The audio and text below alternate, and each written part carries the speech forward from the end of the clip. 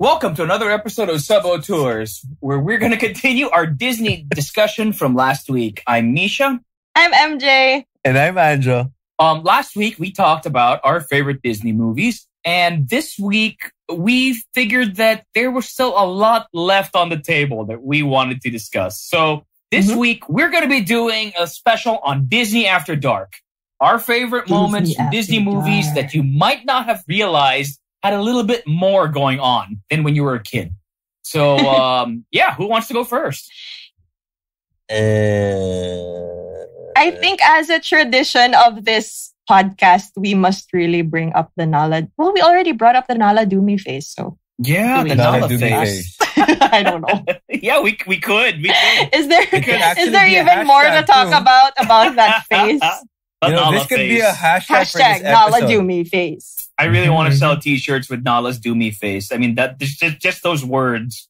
You don't even need a picture. You don't even need a picture because everybody knows who you're talking about. No context, no nothing. Just like Nala's Doomy face, or just the Nala look. That's all you need. That's something a lot of 90s kids will remember for sure, or will know for sure. Because if you look at it, it takes place during a very romantic song. No, it's not even. It's a very romantic song. It's a lovely song, lovely atmosphere. You know, even Timon and Pumbaa gave them time alone after they fell down that hill. And that look, that's not a look. She's not looking for romance with that look. Wasn't that the look that Timon and Pumbaa saw when they decided to leave the two of them alone? I think they left way before that. I have to rewatch this. I think, they could see what was happening, but the other two didn't have a clue. But, they knew they were going to fall in love. And anyways, moving on. And if they fall in love tonight. Anyway. Well, I think as kids, we saw that just like as her looking pretty and everything. But when you're an adult and you have a certain mindset now, it's like, oh, I need Jesus. I need Jesus in my life. I'm thinking very bad things. Uh-oh. But what's crazy? Thoughts are in my head right now because of Nala. They were actually not the first animals to have a, how do you say Doomy face? They're not. No, okay. That's a given. Sorry, I thought that was where you were heading for. So. No, but that's a given because there's nobody thirstier than Nala in these movies. But I was gonna say that this is not the first coupling. Okay, that's a good word. It's not the first coupling in a Disney animated movie. Using the word coupling. No, but can you guess what the first one was? The first Disney animated feature that actually featured a. Please tell me it was not Bambi. No, it wasn't Bambi. It wasn't Bambi. That movie pretty much skipped over his whole puberty phase. So, yeah. Okay, wait. Another guess. Yeah, go for it. I'll let the older people guess this. Older people. Thanks wow. a lot. What the hell? Wow. You're not much younger than me. But you're still older. I'm guessing by a few months or... I know better than to get involved in that debate, so I'm just going to leave you to it. Anyway. Let's see. I don't know. Give up? Please don't say Mickey and Minnie because I'm going to hear the voices in my head and it's not going to be pleasant. Oh. You don't want to get into that right now. Let's never do that again. Please, no. Is it not that 1970s Robin Hood movie with the foxes? No. This is going to blow your mind, actually. It was the first one that had they didn't actually show anything, but it was, they basically, the animators admitted it, the writers admitted it, and the way that the scene is edited, you can clearly get the intent that these two characters actually end up sleeping together. There's no ands, ifs, or buts. It was Lady and the Tramp. There are butts. I'm sure there were butts. Well, yeah, no, they're dogs. It's part of their thing. Oh yeah, okay.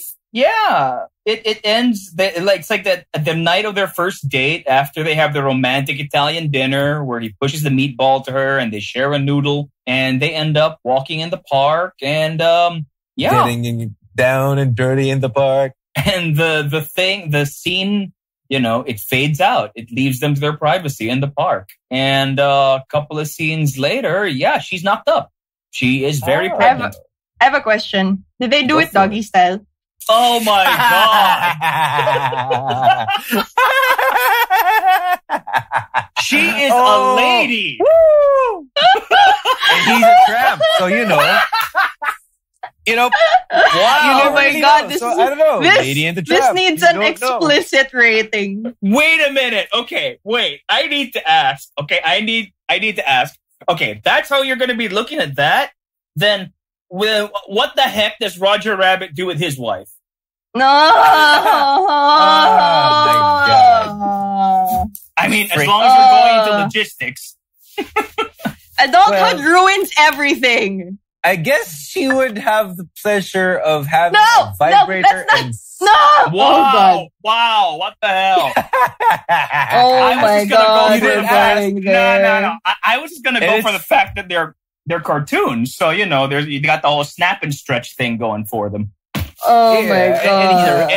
And to add to the fact that he's a rabbit, and rabbits are known for all day. Rapid fire time. Whatever it is you want to call whatever it is they do. In the context we're talking about. Okay, right now. okay. I got another one. I'm gonna ask guys, this one. Just so you guys know what's happening, MJ is squeezing her face, regretting this whole topic right now. Yeah. Well, you agreed to this. Okay, it's too late. Why? You agreed to this. You were excited. You were excited last week. Okay, I just wanted to talk about how much I hated Ariel. It's come to this. But while we're on the That's topic, all I wanted. We should have started with that and not the Nala Doomy face. Nala Doomy face. Yeah, you opened this. We could have talked about the changing roles of feminine stereotypes across the decades. But you opened with Nala Doomy face.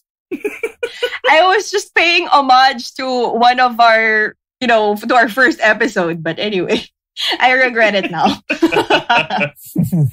It's all right.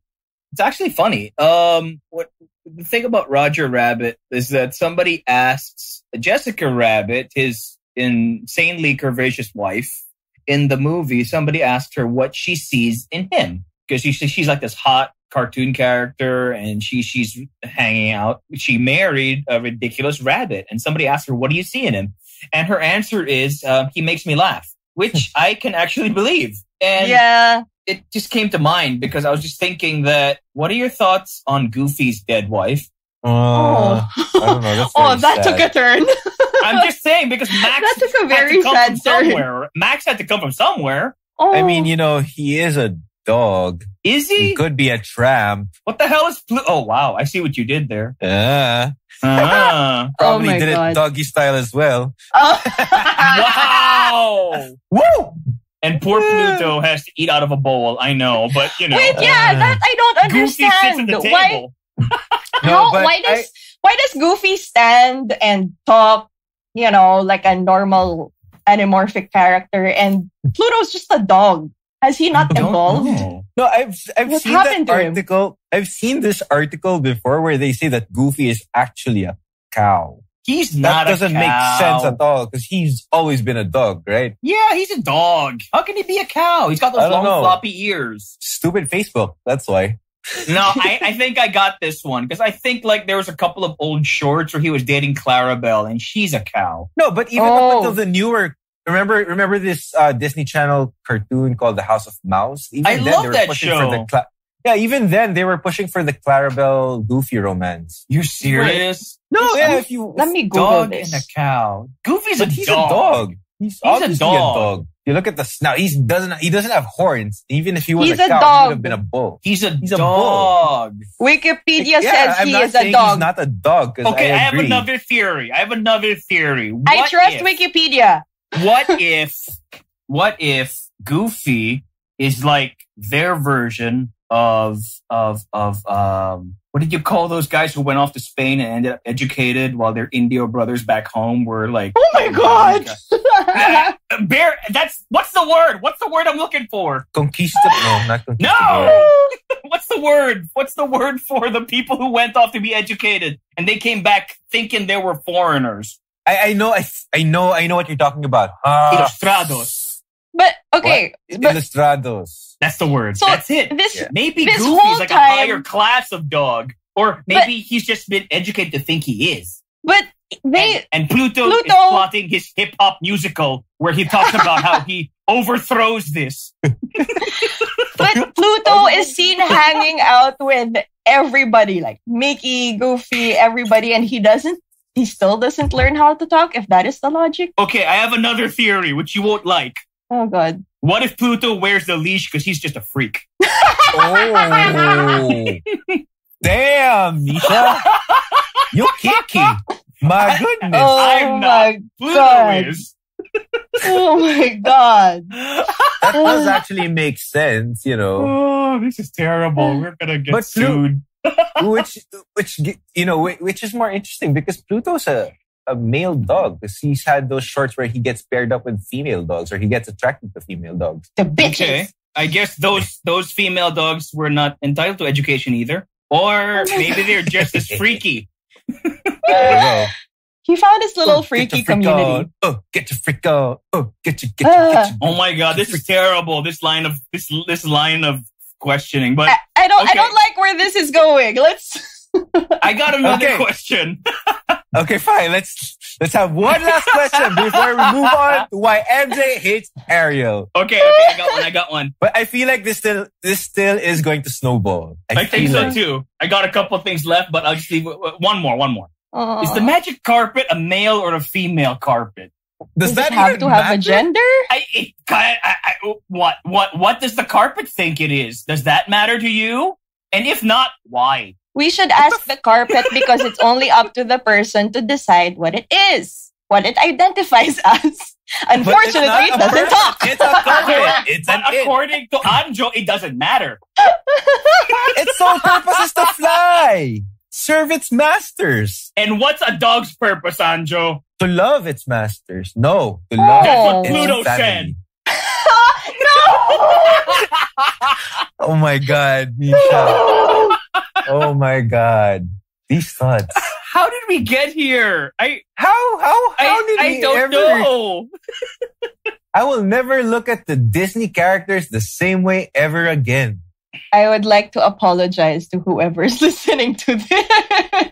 This Disney episode... Especially if you weren't prepared for this conversation. I mean, I was prepared for this conversation and I'm still not ready. I was not prepared for this conversation. I don't know. I feel like this day just went by so quickly and now it's going by so quickly. Like, you know, it still hasn't stopped. Okay. So how you doing? I'm tired. But you know what the filthiest song in the world is? What? Oh, here we go. The filthiest song in the world? A Whole New World. I've heard this a bajillion times from Misha. Okay, explain for our listeners who don't know why. It is basically the lines that the jock uses to the girl on prom night. Oh. It is horrible. Aladdin is preying on that poor girl. For example, please state said predatory lyrics. Okay, Anjo, you be the princess. No. Isn't he already the princess between the two of you? I don't know. Oh, wow. No, it depends on Misha's mood. Oh my God. Yeah, it depends on Misha's mood. So, yeah, most of the time I end up being the prince. Please don't let them hear this. Oh my God. Okay, wait. Misha, go. Yeah. Okay. Second. Fine. Let me show you the word. Singing. Yeah, I'm going to do this now. Listen, okay? Filthiest song ever. He can't even sing it. He starts laughing. Wait, hold on. 2 seconds. Just give me 2 seconds because I am laughing too much. I got to get myself in the right state of mind. Okay, game? Mm-hmm. Okay, so this is a job. You need a fluffer? No, I don't. Yeah, I'm just going to leave it to you all to Google that. And if you don't, y'all need Jesus. But anyways, if you don't need to Google that. Okay, here we go. It's prom night. The jock's got the pretty girl and he's trying to put the moves on her, and she's thinking about it, and he's gonna try his best lines on her, and he'll be like, I can show you the world. Shining, shimmering, splendid. No! Tell me, princess. Now, when did you last let your heart decide? Damn. Well, hold on. I can open your eyes and take you, wonder by wonder, over, sideways, and under. On a magic carpet ride. Yeah. MJ is slowly slinking down her seat. She's slowly disappearing from our screens, guys. I feel like I am listening to a dirty podcast or a dirty audiobook. I feel like that's why we call this episode Disney After Dark. Oh yeah, my I know. But it's just really Misha's dark. delivery. It got It's really dark, Misha's didn't it? delivery. Okay. You know, from 0 to 100. Okay. I'm just going to do highlights now. Okay, I'm just going to do highlights because I'm not going to do the whole song. Okay. There's no one to tell us no or where to go or say we're only dreaming. Don't you dare close your eyes. Hold your breath. It gets better. And then she's like, you know, she can't go back to where she used to be because like every turn is a no. surprise. Oh no. But when she's way up there, you know, it's a dazzling place she never knew. It's crystal clear. Now she's in a whole new world with unbelievable sights and indescribable feeling. Soaring, tumbling, freewheeling. She's like a shooting star. She's come so far. She can't go back to where she used to be. God. Let me share this whole new world with you. That is the filthiest song ever. Why did we fall for this as children? Or for that matter, why did Jasmine fall for it? Why did Jasmine fall for it? She's smarter than that.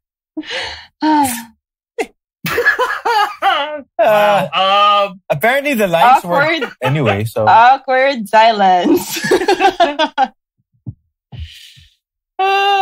You can cut the discomfort in the room with a knife.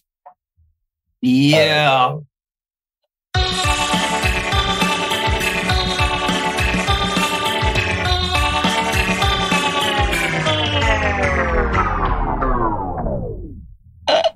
But I guess we're not listening to that song the same way ever again. But, you know. From one Disney princess to another. How do you think the carpet feels? Yeah, he was there for the whole thing. Like, I imagine the carpet is like rolling his or her eye. It's just like, oh my God. You're doing this to her? You're using the carpet these is lines? basically the one friend who gets stuck under the bed because, you know, you go, oh shit, something's going on. I can't leave. Fuck. My friends are doing it over me. God damn it. Get me out. Ah, fucking A. That's what the carpet probably felt like the whole time. Probably. Good Lord. Most likely. Poor thing. Poor thing. I don't know. Sorry. On my end, though, after we've discussed these things, because, you know, the Nala Dumi phase was also like a topic that I wanted to talk about. Could there have been a chance that Li Shang from Mulan would have been bi? I wanted to bring that up too. I am so happy about that. I actually love that. Right? That's a good point. Yeah, he possibly could be. Because I was also thinking about this way back, even while I was watching it, because you get the impression that, okay, Ping saves his life. Yeah. He's eternally grateful. Right. And you could kind of see him favoring Ping a little bit, you know? Yeah, and then in a different way. Those little, you know, those little nuances, those meaningful looks they would share. Yeah. Not knowing that Ping was actually Mulan. Right. Yeah. So I don't know. Would he have bisexual tendencies? I would say yes. I say no. I say yes, and I'm all for it. But again, I would be fine either way. It would have been an interesting plot. It still is an interesting plot point now. No, I never said he was straight. I think he was just gay. I think he was just gay. Queer. Because he was, you know, think about it. He's a career military man. He's a lifelong job. He's been surrounded by men. And he kind of liked Ping before he ever knew that she was a woman. maybe the reveal of Ping as a woman just made his life so much easier because now he could be accepted by society because he has a wife or a girlfriend. A girlfriend. Wow. So Ping, you're my boy, but now you're my beard.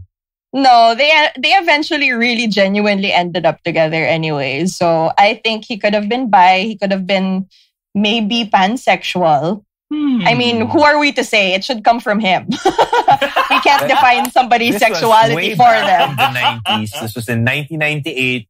Yeah. When these discussions weren't as shared or where these discussions aren't as open as they are now. Mm-hmm. Although he did have a moment of betrayal because there was a time then when he found out Mulan was a woman and he was pretty angry. Right. That's why I think he was gay. That was more of betrayal, I think. I feel like because coming from a military standpoint where the belief that they're all men and then to suddenly have a woman. Weathering pride there. Not that that works pride, too. But that works too. But I would lead more to the whole he was lied to, to be led to have believed that she was actually Ping and not Mulan. Yeah. To find out that, you're not the person that I knew. You're not the person that you told me who you were. I think it was more of that rather than pride, diba? Because eventually he accepted that she was actually a strong person. Right. All maybe she had to do pansexual. Was save China to do it. Maybe pansexual. I don't know how they did it back there in China. Well, that probably wouldn't have been accepted at the time, but either China way, was a very patriarchal society anyway. Yeah, was Greeks were still is. Sorry. Yeah, so my mistake. I would have been very happy either way if, somebody who wrote this or, somebody from the production of Mulan would confirm whether, he was bisexual or pansexual or whatever. Also, but I appreciated that. Talking about this topic now, don't you think Hercules would have been bi too? Because, ancient Greeks. I say yes, because his father would bone anything that moved. That's true. Right? That's something they don't tell the kids. If you learn about Greek mythology, Zeus is a hoe. Zeus is a dick. Zeus is a fucking dick. He's not he a was hoe. the worst. He's not just a hoe. He's an asshole. He would and Hera did not like Zeus. Hera hated Zeus. That's why she had the peacock created. Mm-hmm. That's why the male peacock has all those things, because ancient Greek tells us that Hera created those feathers with eyes to spy on Zeus. Right. Exactly. Zeus is an asshole. Because Zeus did not like his children either. Didn't he try and murder them at some point? But yes, he did. What was I going to say? The thing about Zeus, he would do humans. He would do livestock. He would do poultry. He did he did a swan at some point. Come on. Yes. Horny. True. Or was he disguised as the swan? It was just sicko. I wasn't expecting Misha to use the word livestock. I just wanted to be clear. Livestock. I just wanted to be clear. Zeus, what a whore. Yeah. What an asshole. He was probably the biggest asshole in mythology. Maybe. Not maybe the biggest. Probably one of the biggest. Wait, I'm trying to remember. Did he try and kill his babies or eat his babies? Either way, he would have died. Or was it the Titans who tried to eat their babies? Anyways. Titans tried to eat the babies. Thank you. Were the parents or the ancestors of the gods. Right. There you go. That's why I don't know why the Titans in the Hercules movie were so weak. They were just depicted as giants. They were just like Bane from Batman and Robin. Big, dumb, lumbering, strong idiots. Bottom. Bomb. Okay. Oh my God. But I like that movie. I know this is way off topic, but I just thought about how high Minnie's voice is, and then if she was getting it down and dirty. No! Where are we going back? No! Even I gotta draw the line somewhere. I was offended by that. Because it would probably sound like that dog whistle noise that Mai made last episode. I literally said earlier, please don't say it's Mickey or Minnie because I do not want that visual. Yeah, fine. Donald and Daisy.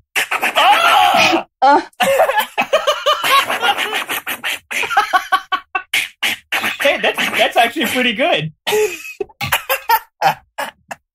May I just say though, there's an entire sequence on the new DuckTales that's currently airing where they're trapped in this kind of TV land, and Donald Duck in that version doesn't sound like himself because he sounds the way he thinks he sounds in his head, and apparently he thinks he sounds like Don Cheadle because that's who they got to voice him. It was oh my god! It is so good. That sounds so good. I'm gonna look for that. Oh my god! The new DuckTales is genius. I'm telling you. It's the one with David as Uncle Scrooge.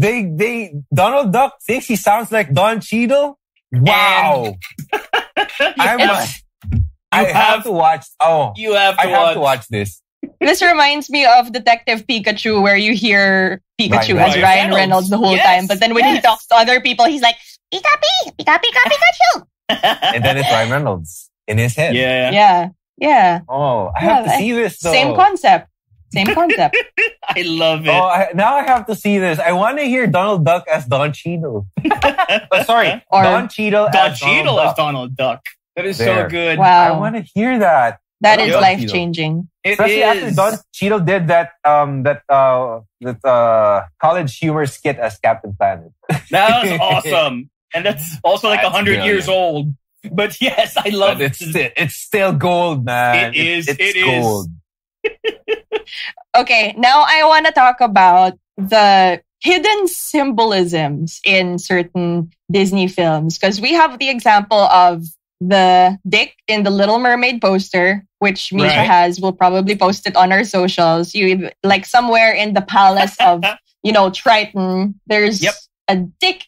There's a pillar that looks like a penis. For our listeners out there, Misha actually has the copy of was it a DVD? It's a VHS tape. Oh wow. VHS tape. Yeah, the VHS tape with that dick in the Palace of Atlantis. Yep. He has it right now. Okay, there it is. He's holding it up to us right now. Yeah. But I'm pretty sure if you guys Google it. For the record, nothing else. Remember, the word sex was also drawn in as clouds during Simba and Nala's tryst in the jungle. No. It was after he talked to Mufasa, he slumps down on the grass and like the grass or pollen or whatever starts floating around and it forms the word sex.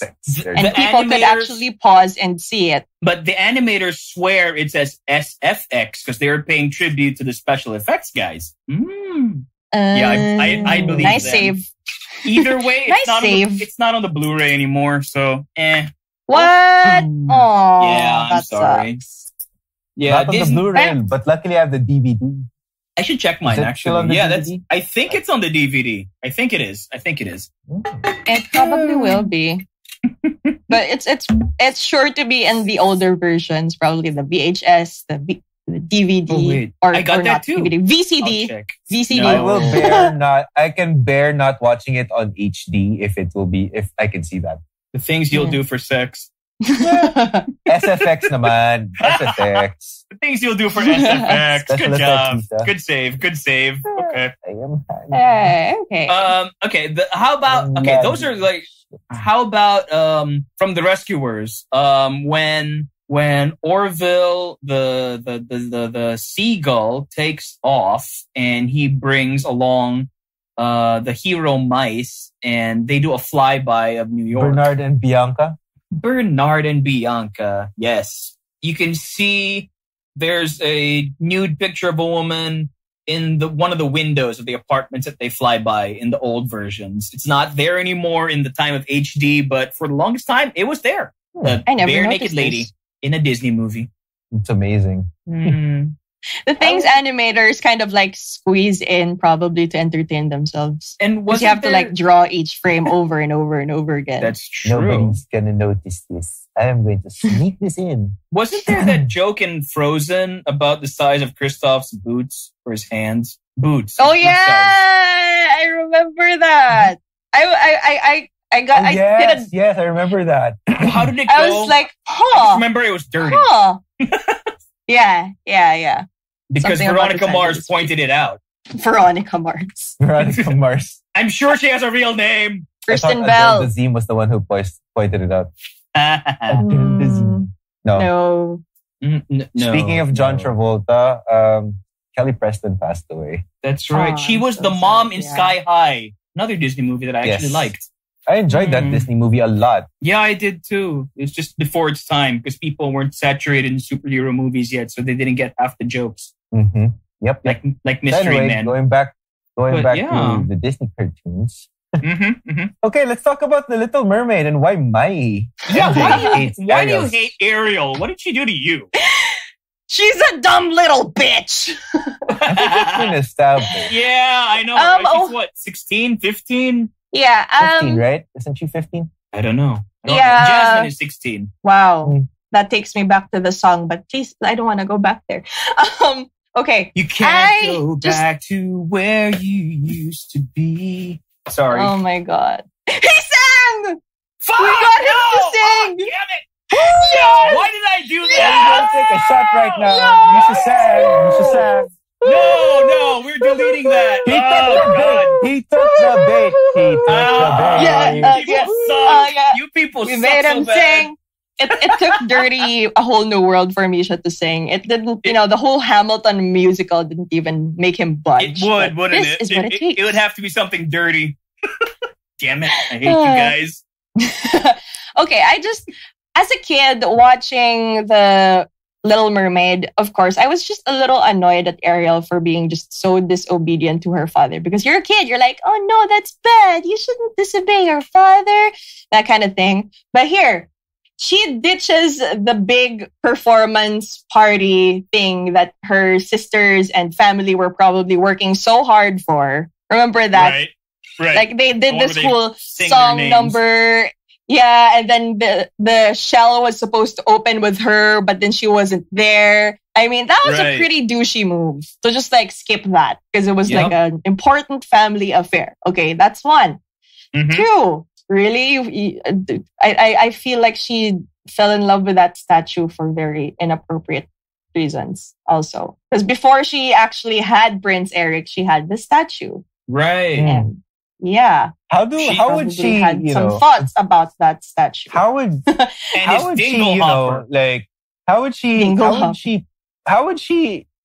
satisfy herself if I don't know. I didn't think that far, but like it's like I also did not think that far ahead. I was thinking more on the premise of this idiot falling in love with an inanimate object. Life.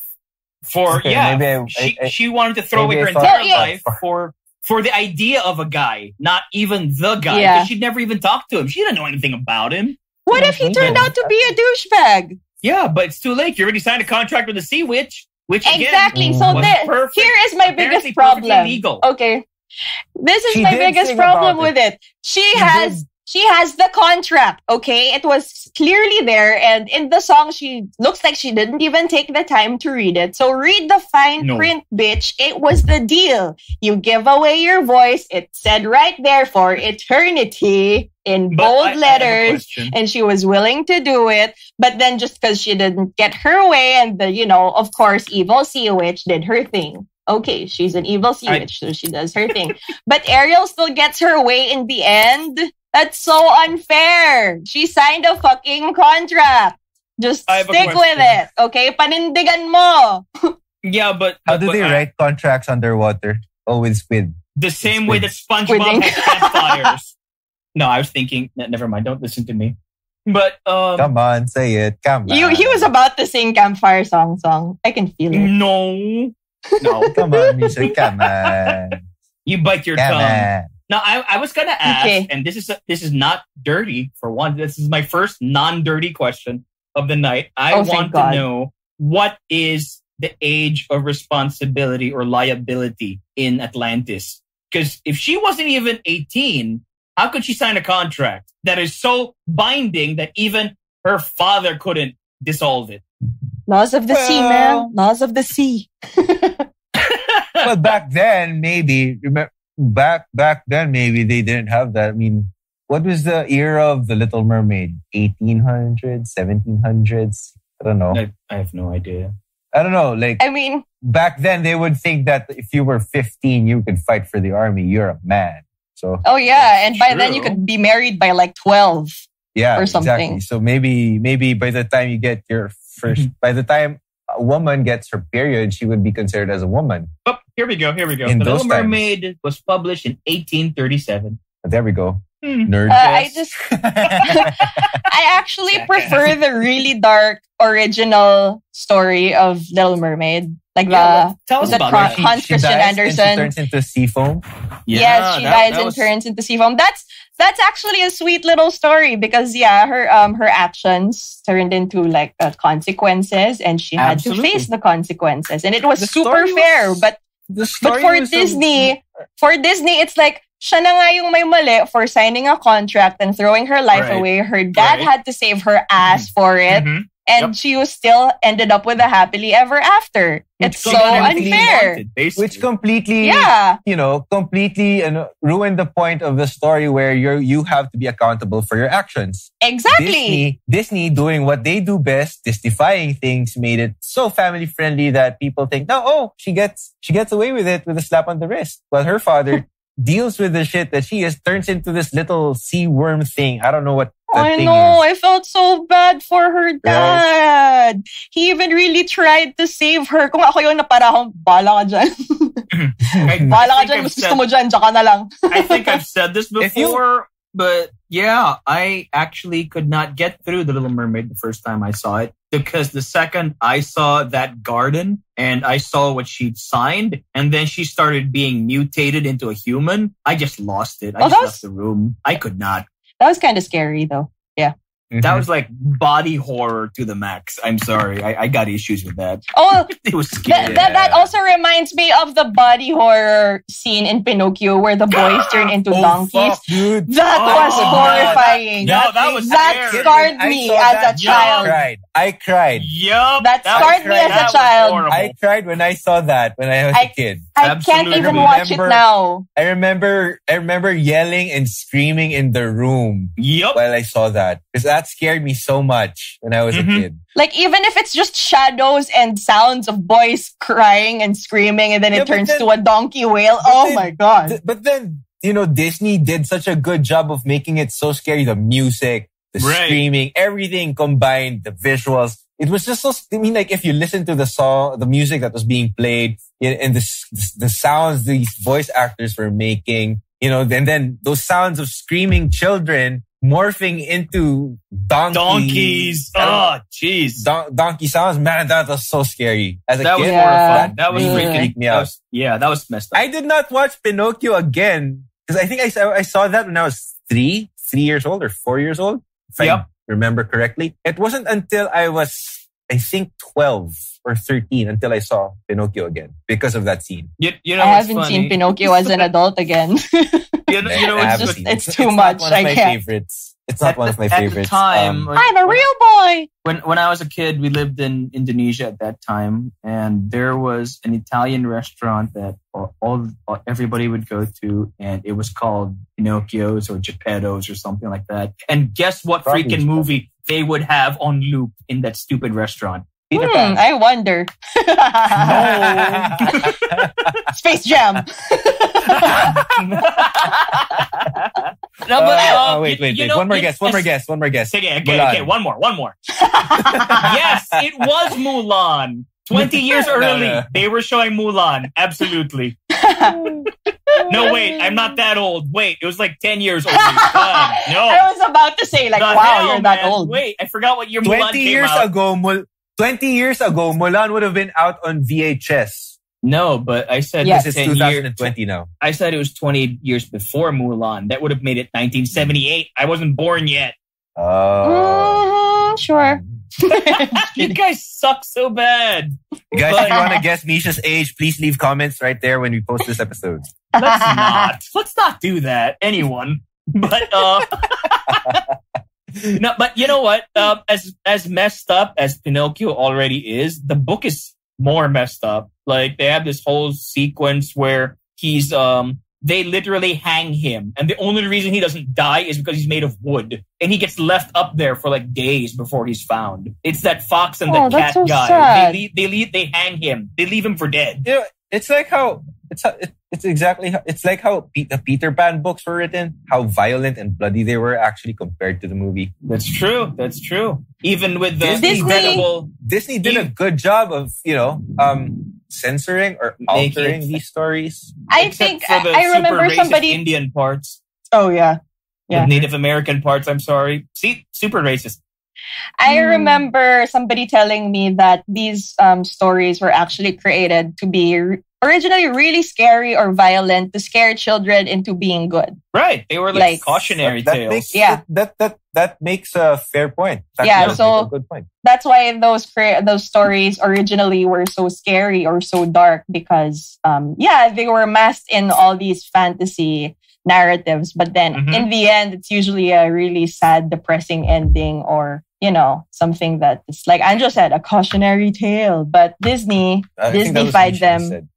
Okay. Cautionary tale. Nah, it's all good. Either way, it's like Disney just made it kid friendly and kind of ruined the point of the books. But there are just some things that But in all fairness, I mean, it may have destroyed the original intent of the stories, but that's not to say that the films that actually were created don't have their own merits as films or as works of art, as the case may be. Of course. MJ, I think you would like the ending of The Frog Prince better than actually having to kiss the thing. Because if I remember right, she just refused to kiss the thing and she threw him into a wall, the frog. It was the impact of hitting the wall. That's what I would do.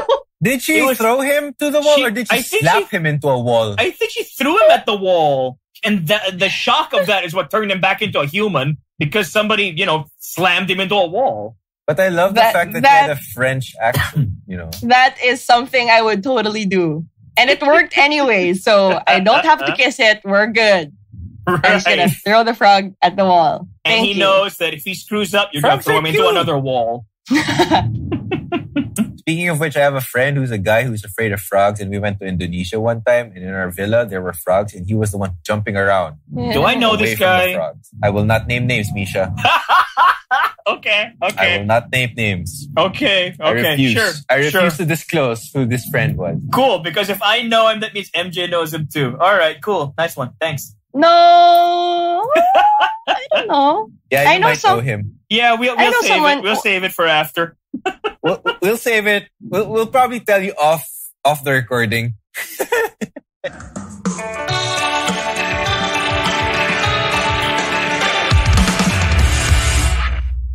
I got another thing. Another dark thing about Disney movies is why are there so many dead moms? Oh yeah, Bambi, Bambi, and Goofy, Snow White. Goofy's wife is Alice gone. in Wonderland. Belle's mom. There's so many stepmoms. Because it's always the evil stepmother, Cinderella's mom. Hey, why were the stepmoms the evil ones? Fucking patriarchy. You know what? Why are the stepmoms always the evil ones? Why couldn't it have been an evil stepdad? And then, if they weren't single parent children, they were just straight up orphans. Yeah, but not to take this away from Disney. Even if those stepmoms stepmoms were evil, you still had these really great, strong female characters like Maleficent. Yeah, Maleficent is one. If you've seen the original Rescuers character, the big boss, the big villain Medusa at that time was also a lady. Yeah, Medusa. This is not the Greek Medusa. She's just a character named Medusa who lives in a swamp. Treasure. Yeah, lives in a swamp. Yeah, and there you go. Keeps a kidnapped child in a well. Wow. Yeah, Wow. that was like child labor. She wanted the kid to dig up the diamond. Yeah, the child was the only one small enough to squeeze into where this diamond was. Mm-hmm. That's why the mice had to go rescue the kid.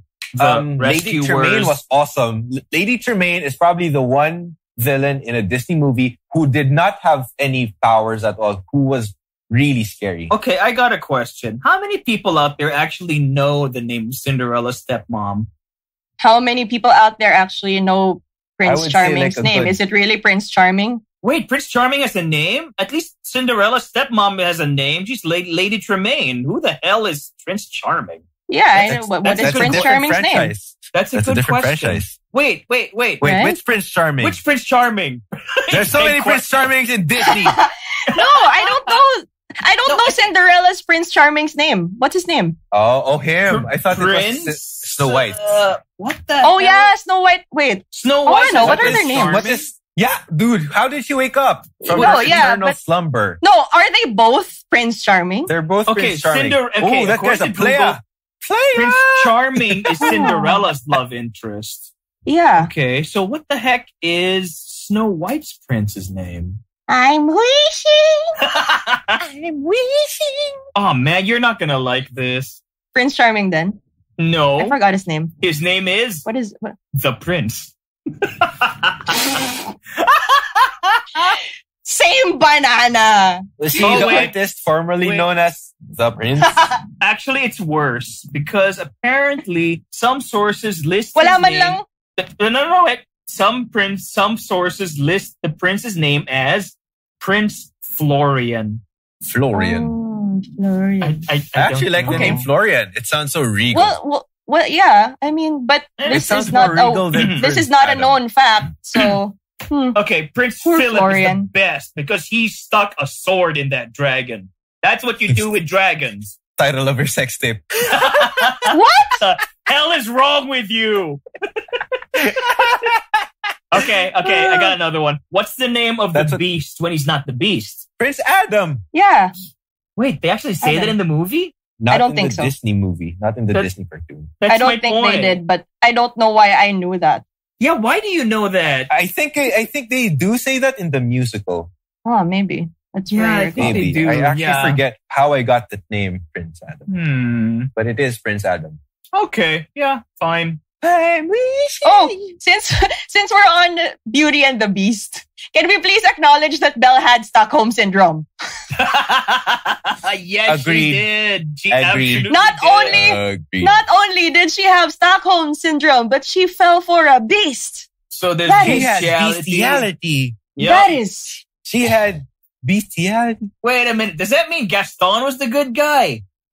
really. He was still an asshole. He was still an I love asshole. Gaston. but I love 'cause Gaston as a character, though. He's so entertaining. He was the only good thing in that live action remake. Yes. Yeah. Which is funny because, Mhm. LeFou was Yeah. supposed to be gay in the remake, but it turns out that the actor playing Gaston was actually gay. Luke Evans is gay. He came out. Luke Evans is gay? Yeah, he is. Oh, I Which did is not kinda- know that. Which is kind of cool. that's cool. It's I pretty didn't cool. know that. But Yeah, Josh Luke Gad Evans is straight. gay. Josh Gad is straight. Josh Gad, who played LeFou, is awesome. He also is the voice of Olaf. Right. He's got that cool web show where he reunites casts from his favorite franchises. Yes, and he looks like a hobbit. There you go again with the Hobbit shaming. He looks like a hobbit. Come on. Have am you I seen the am wedding I ringer Hobbit with... shaming or Josh Gad shaming? I'm not sure. Who's supposed to I'm be not offended here? entirely sure anymore. Anyway, being a hobbit isn't entirely bad. Come on, they party all day long. They have 7 meals a I know. 7 They or have 8. like what? They have like 3 breakfasts. Come on. How can you beat Yeah. that? So Yeah, being a that's hobbit awesome. is awesome. They chill. That is the life. That is Yes. the life. They chill all day. They party Unless all you're- day. and fine. Unless you're a damn fool of a toque. Yeah, or unless you're a Baggins. Hey, what's wrong with Baggins says? There's nothing wrong with Baggins They cannot- says. They cannot appreciate the life of a hobbit. They got it made, but they have to find something. Wait, this is not the Lord of the Rings tribute episode. Let's Why go do you back to keep doing Disney. this? I'm sorry. Can we go back to Josh Gad or can we move on? Yeah. Let's go back to Josh Gad. He looks like He was a great LeFou. I loved him. You know Yep. who Josh Gad looks like? Those rock guys from Frozen. Those those troll things. The trolls. No, they don't. No, he doesn't. Okay, but you were gonna say you were gonna say Hobbit again. Because he does. He does. When I first saw that screen cap, that photo of the Lord of the Rings reunion, I was like, who's that other Hobbit? What's this? Josh Gad wasn't the Hobbit. So there. Something we touched on in the last episode was how the early 70s until the mid to late 80s were not especially recognized as a creative peak period for the Disney studios. Which is weird because that is my favorite era. I know. That's fair. That's absolutely fair. There's still some good ones in there. But that was a time when their animated feature division was not doing so well. The theme parks were making more money. The home video releases and the reissues in the cinemas of classic films were doing better than their new releases. So the animation department was just going to try anything to try and save themselves. And they actually tried to do animation that wasn't necessarily for children. And what they came up with was, okay, Anjo, you can do this one. No. What was it? I'm trying to figure out where you were leading at. Oh, okay. No. They came up with The Black Cauldron. Oh, yes. One of the more underrated Disney movies. The Black Cauldron was a really good fantasy themed movie. Yes. So it was right there up along, the topics or the realm of. Oh man, I thought you were gonna say they made adult films, but okay. No, but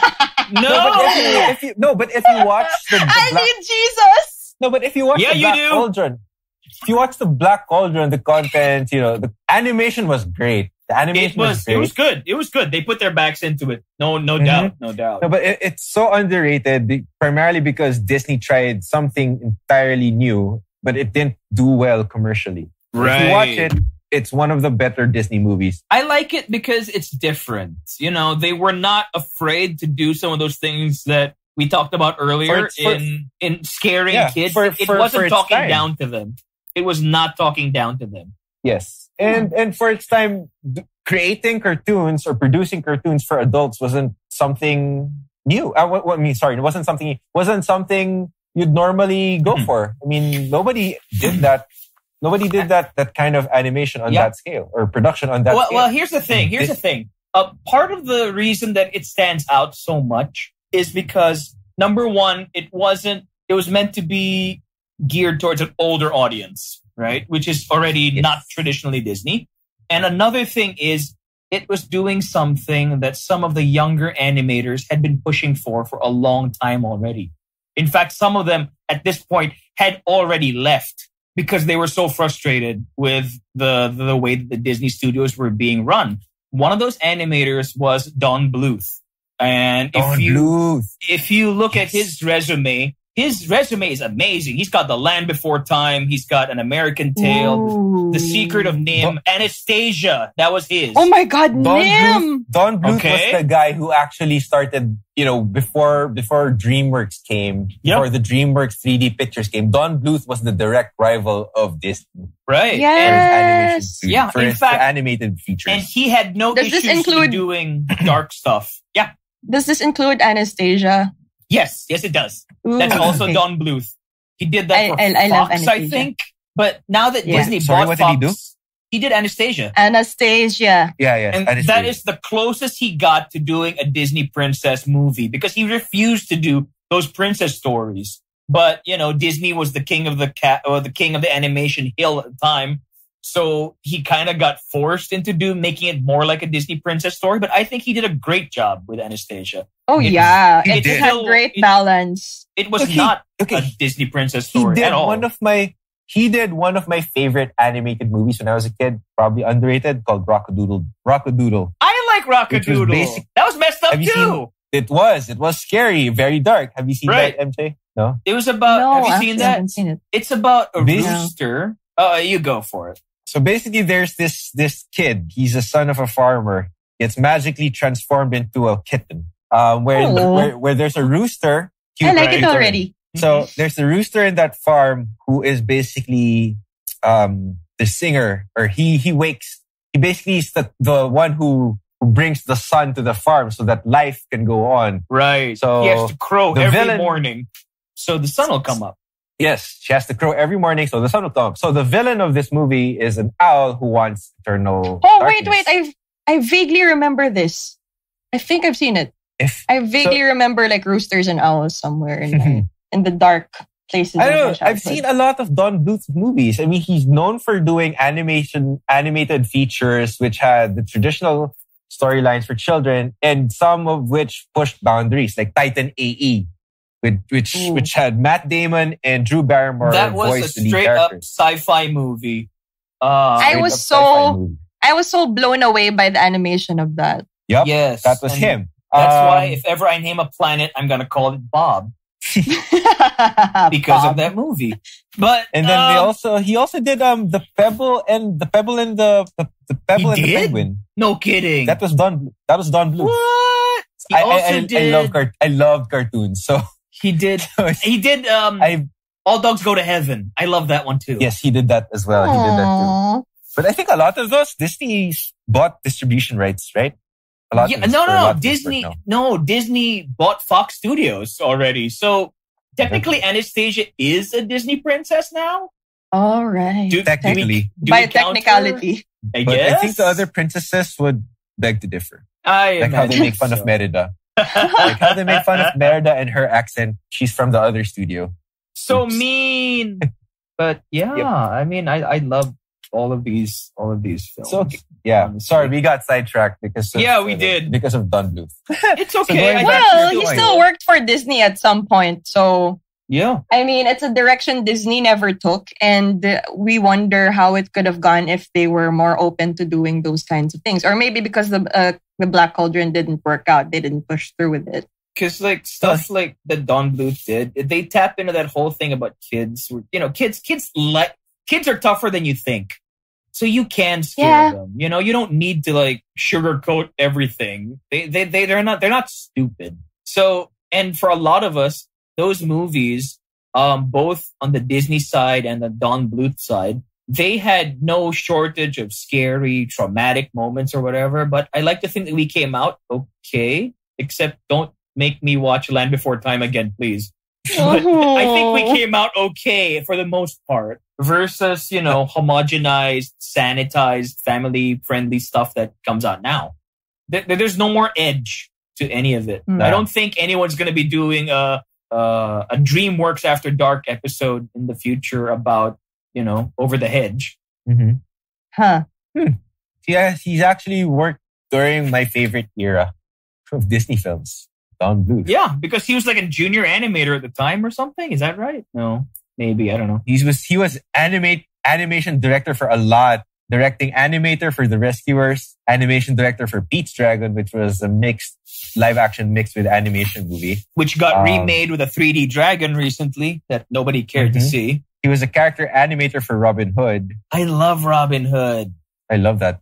It's one of my favorites. And he was an assistant animator for Sleeping Beauty. I think that was his first big project with Disney. No, that's a hell of a resume. Ooh, He also made that video game that the kids are playing in Stranger Things. Dragon's Lair. I had that as a kid. MJ, running it on Dragon's Lair was like one of the first video games. They actually, inside the machine, the arcade machine, they put a freaking Laserdisc player. And then it would run animated sequences. So the whole game was basically about trying to react to things at the right time. And then it would play the next animation sequence. But if you didn't do it at the right time, it would play a different animation, usually showing you dying horribly. And and number one, it was the most expensive game in the arcade because they thought it was fancy. Number two, it was so impossible to play because the controls were terrible. But the animation, so clumsy. The animation for coming out in the 80s, it was like, again, it was Disney feature animation quality in a video game. You had never seen anything like it before or since. But then you see the guy fall off the bridge, getting torn up by 800 times. 800 times you would die. That's why when those kids bring out all their coins in Stranger Things, I'm like, you guys are going to need more money But now Don Bluth, I think he's like 90 or something at this point. He still wants to make a full-length animated feature of Dragon's Lair, and I think it's up on Kickstarter. Is he still alive? He's still alive, right? alive. He wants to make this movie. So if you want to show your love, you could probably donate to it. This guy was born in 1937. Holy crap, that does make him old. Wow. He wants to make a Dragon's Lair movie. Oh yeah, I'm on IMDb now. I'm looking up his resume and it's listed on his upcoming projects. I thought you were on Patreon or something. And they've started working on this Dragon's Lair 3D Dragon's Lair 3D Return to the Lair since 2002. So that's 18 years. That was 18 years ago. And well, I don't think he has like a major studio behind him anymore. So yeah. Good luck with that. It could take a while. As for Disney, I'm actually not. I don't dislike the movies they're making now. I actually enjoy them. I think I said that last episode where I like how they've gotten their groove back with making good family entertainment. It's a niche that they fill and they fill it very well. But I miss the days when there were other studios like Fox or DreamWorks who would make their own features that weren't afraid to challenge the formulas of the House of Mouse. Well, DreamWorks is still there. DreamWorks still exists. You have them making movies like Megamind, Shrek. Shrek is probably then the best example of what a movie that challenges the formula of the House of Mouse. By making Prince Charming your main antagonist or villain. Not Snow White's Prince Charming, by the way. You mean Jamie Lannister? Yes, Jamie Lannister. No, and then there was Lord Farquaad. Where do you see a movie where the main... Can you say that? Farquaad. That's not saying it. It doesn't get better. Farquaad. That's Prince Charming. Farquaad. That's a different guy. Yeah, I know. They knew what they were doing when they named him. I mean, the lead character's character's an ogre. The princess turns into an ogre. You know what? You don't see that on Disney. Disney would refuse to do that. I have never read the children's book.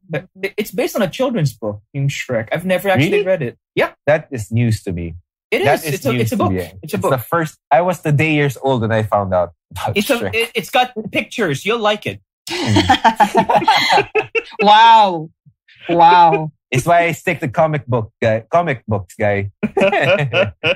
Look at the pictures. So all right. Yeah, but I don't know. I just think that it's great that these movies that if you're not really paying attention, you could write them off as just harmless family fluff. But if you look back at them back then, they weren't afraid to be a little bit more risque or a little bit more sophisticated. And it's also interesting to see where some of the people who worked on those went on to do other projects that up the ante even more in traumatizing young children while entertaining them. What's good to it's also nice to see how your mindset changes as you grow older. You watch these films innocently as a kid, and when you get older, you're like, I know, right? Well, my mindset hasn't changed about Pinocchio and body horror, so... Yeah, body horror is the worst. I haven't seen Pinocchio since that time I saw it again on the Disney Channel. I don't know if I could. It's just, the fact that you don't see his friend actually, you don't see the transformation take place where it happens off screen. You just see the shadow and then you hear it. It's worse. It's so much worse when you don't see it. Because your mind fills in the blanks and that's a play taken out of horror movie directors' playbooks. Absolutely. What you see is actually scarier than what you can. Yeah. That's why that's why this movie is still disturbing. Even some of the sequences in Alice in Wonderland scared me as a kid. The time when he got drunk, when Dumbo got drunk. Yep, Dumbo got drunk. Dumbo got drunk. Yes, he did. He was hallucinating. That movie could not be made today. That movie could not be made today. You cannot make that today. And they showed so much smoking back then. Right. DeVille used to smoke. Right. Pinocchio was characters smoking. in Pinocchio would smoke. Right. Pinocchio smoked a cigar. Oh, wow. Times have changed. On Pleasure Island. No. Treasure Island? Pleasure Island. It was Pleasure Island. Pleasure Island. Yeah, it was Pleasure Island. Yes, it was. It was Pleasure Island. Oh, jeez. My goodness. Wow. But, today, though, I think Disney has evolved. They've been pushing boundaries as to, certain themes in movies, albeit some of them, it's not as blatant as others would think. Some more obvious than others. Like LeFou being gay, that was revolutionary for Disney. Like, who would have thought they would have done that? They would have alluded to it back then, but, not straight up. Yeah, but they didn't do much with it. And at the end of the day, they edited it out when they showed it in China. So, it wasn't much of a statement. Okay, fine. Well, Frozen was a whole girl power thing where, they broke boundaries about the traditional prince first love at first sight thing. They basically took out the concept of what love is. Love could be between sisters. Remember that? The first Frozen movie? That was really good. Yeah. That's why Frozen, I think, was such a big thing when it first came out. Absolutely. Yeah, to the Disney Studios credit, they've gone in that direction. I think part of me likes the fact that we've gotten far enough with Disney and the collective consciousness that you can do deconstructions of what came before. Because those scenes would not work as well in Frozen if you didn't know that the stereotype is just she's supposed to fall in love with this guy at first sight. That kind of thing. So I think it's good that we've gotten to the point. Dumb little bitch. We've gotten to the point where little shit. I hate her so much. But I want Disney, maybe at some point they're going to stop trying so hard. Not everything has to be a deconstruction of what came before. I mean, I know it's the trend now, but, sometimes you just want a good story. And if you're able to teach people a lesson without beating them over the head with it, then, good job. Mission accomplished. But I think Disney's been doing that really well. Okay, then explain to me that Princess Jasmine song that they added. No! In the live action one. That's what I mean.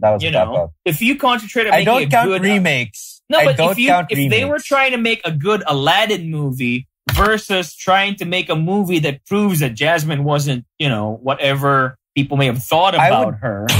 Yeah, I would like to point out that Jasmine. I would like to point out that Jasmine, since the 90s, was a strong character. Exactly. I don't know, a lot of people would agree because she disagreed to the terms of an arranged marriage. Agreed. She refused to be part of that whole arrangement. She left the palace to see what was outside of the palace. Right. Just so she would know what the people around her was really like. And I think for that didn't really change for the live action. I guess they really wanted to push. They wanted to push it further, but it just sucked that the song sucked. Yeah, I'm sorry. It did not work out for the better, in my opinion. I think for two reasons. We all agree to that we don't like the song.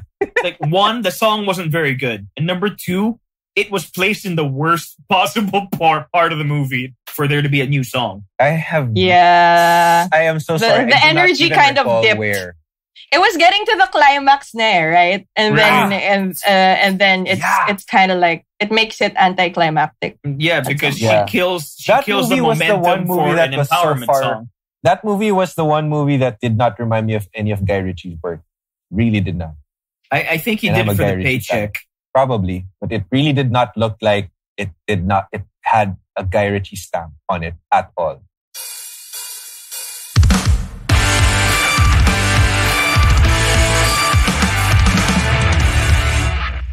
Okay, I think we've covered a lot of ground today. I'm just glad we didn't end like we started it. Thank God. That's all I can say right now. Okay. You still could. No! We took some very strange detours to get to this point. This was a journey, my God. Yeah. We started strong. Feel like walking through the plains of Mordor for you, MJ. Why are we making a Lord of the Rings reference? I would call it Mulan traversing the snow. I would call or like it a Hun. I would call it a Hun trying to like get off the avalanche, you know, from being buried under the avalanche and walking all the way to this town in China. Tas nauunahan ko pa yung soldiers. Well, you know, how did that to sum happen? it all up quickly, we can definitely, this wasn't a magical carpet ride. Or magic carpet ride. No. I think maybe it was. Oh. Soaring, tumbling, freewheeling. Okay, enough. We're done. Okay, guys. You have to deliver those lines in the way Misha did, and you will be eternally disturbed. Nothing would compare. Okay, guys. You could totally do like an adult phone-in service. I don't know how to take that, but it's a compliment. Just think we're saying you have a sexy voice. Okay. Just say thank you. Thank you. Yeah. Please don't tell my girlfriend, but okay. Let us know. Hear this. She will hear this if we just send her a link to the recording. Or to I the hate episode. you so much, it hurts. She will hear it. Wait, okay. Enough. Okay. Let's try and exit this episode with a tiny bit of dignity. Let's try. I think it's too late for that now. We could try. Let us know in the comments what are some Disney movies that have stuck with you into your adult years, or some movies that you were forced to reevaluate when you became an adult, and maybe we can talk about them in a future episode. So let us know in the comments, and follow us on Facebook. We're the Sub-Auteurs. I'm Misha. I'm MJ. And I'm Anjo. We'll see you next week. Bye-bye. Hey, Anjo. Over. Sideways. No!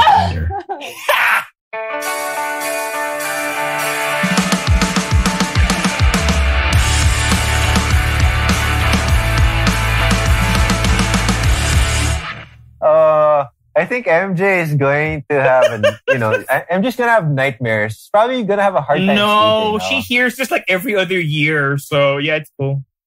You've never, ever said it like that.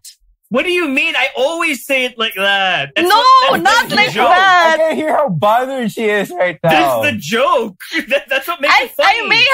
I may have heard him say that this song is so dirty for a bajillion times throughout our very long friendship. Okay. But not with a microphone, not with earphones. My God! Wait. Okay, I got. Listen. And I was so quiet so I could hear it also. That probably added to the stress to you. I am so sorry. I always had this. This is my backup plan. Like if ever I end up in another office where like they have the talent show or whatever, or where they make the newbies perform, or the Christmas party or whatever, I always figure if it's not a group thing, I don't want to have to think about it. I'm just going to put on my best suit and tie, light a cigarette on stage, and do that. End scene. That's what I'm going to do for the talent show if anybody forces me to perform. I'm not going to sing you a song. Oh my God. I will sign you up. I will look for a talent show and sign you up. Hey, everybody, Anjo. You got to check Misha out. You got to check Misha's skit out. God damn. Don't you dare close your eyes. I think she... Pass.